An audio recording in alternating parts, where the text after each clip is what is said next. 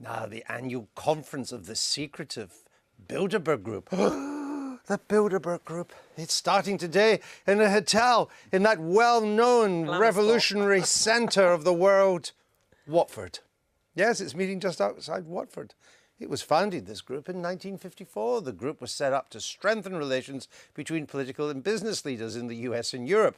Critics say it wields far more power than that.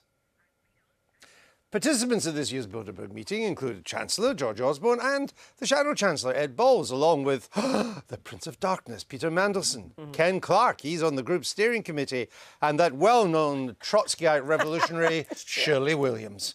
Also attending are a bevy of senior bankers and the chief executives of Google and Amazon, as well as that international shadow figure, Henry Kissinger.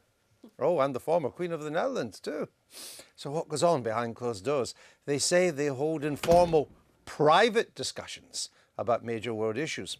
Critics say they operate as a super elite intent on world domination. I knew it all along. Or at the very least, they're an undemocratic and opaque cabal of the rich and powerful. Just go to St James's Street and you meet them there. So, should we be worried? What are they trying to hide? Why on earth are they meeting in, of all places, Watford? Here's Tony Gosling. He's a journalist who spent years investigating the Bilderberg Group. So Shirley Williams at the centre of a cabal for world domination. Well, you try and make a serious point, but actually Shirley is one of the people that the Bilderbergers are bringing into schmooze.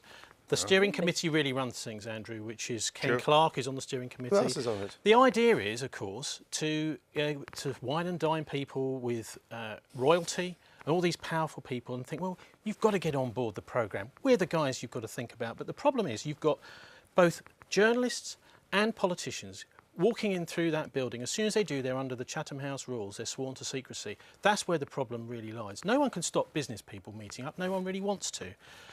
The other trouble is, of course, you've got some people who many people would say are criminals in there. That is to say, HSBC Bank, which has been doing money laundering, as we know, in the United States. Well, it's had to pay for the penalty for that. Well, yes, but have people gone to jail? This is the other question. Being a member of the Bilderberg Group hasn't stopped having to shell out hundreds of millions of dollars. No, but they're not in jail. This is the point. And also the Barclays Bank, LIBOR fraud, billions taken from people's mortgages.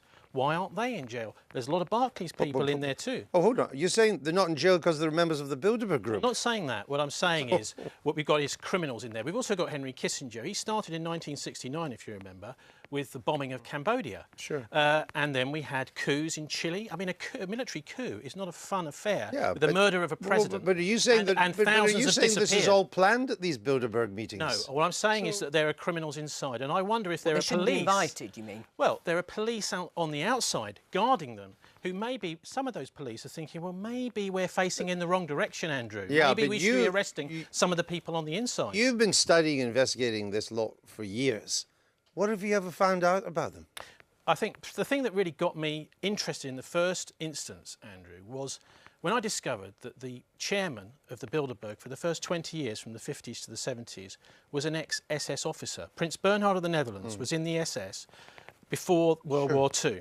Now, if you're going to be chaired by someone for 20 years, by someone who's a Nazi, don't you think that there's an issue there and that we should have some investigative journalism on it? Right. I'm all in favour of investigative journalism. The Lockheed scandal in 75. But I want you to tell me what you found. I mean, that was then way back in the 50s and in the 60s. And we discovered, actually, there were sort of ex-Nazis and all sorts of things, not just the Bilderberg Group. What have you found out about it since? Well, I found out a tremendous amount. As I was just explaining, so much of the criminality, at least alleged criminality of the people inside. How is it that when we steal a bottle of water during a riot, we go to jail for however many months it is, and yet if someone is doing one of these big fraud... You just don't like... You don't need to be an investigative journalist not to like them. Have you been invited, Jackie? I realised that the real seat of power was here with you and Joe. Oh, no, the truth Don't is say that. He'll start investigating us. The truth is I haven't been invited, no. Why not? It's an outrage. See, they can't be at real power if they haven't invited Jackie, me or Joe. Well, they do invite a lot of media people. In fact, the chief executive of News International went there for many snubbed. years. In fact, Well, the BBC... she might be going to jail. The BBC, one of the executive board members, was in there and sworn to secrecy. Now, is he going to be... Yes, Marcus Agius. Is he going to be making he's a programmes? banker. Is he going to be making programmes about LIBOR fraud? He's a disgraced banker. I don't think he is. He's now had to leave the BBC because of over the LIBOR issue. Yeah. Look, if you find anything out, come and tell us. We like Will do. stuff You like heading that. off to Watford? Anyway, that's it for today. Thanks to all of our guests.